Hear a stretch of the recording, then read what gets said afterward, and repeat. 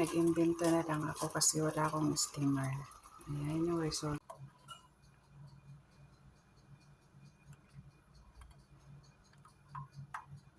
Ko lang yung parchment paper para hindi siya hindi siya magdikit-dikit sa aking molder. Ginamitan ko na lang dito para hindi na ako magpahit-pahit kasi yung molder ko ay 3 peraso lang.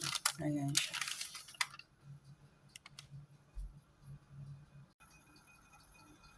So, ayan. So, yung apoy ko, ganyan lang siya kahina. Oh. Mahina lang siya. Ayan.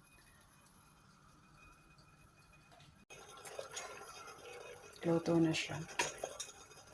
3 lang kasi yung molder ko, wala nang iba. Sayang. Dapat mga 6 o kaya 10 para mabilis. So, yan na po yung ating steam cake.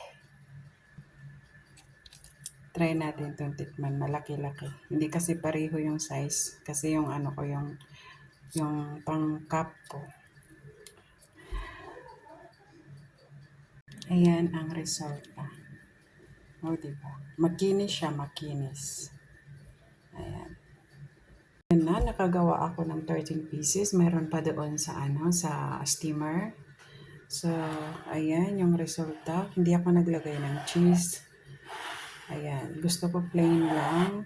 Ayan na yung ating steam cake or put. Sarap yan sa kape.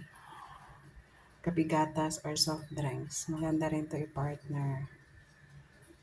Easy lang, mabilis lang. Kaso lang yung molder ko, 3 lang talaga siya.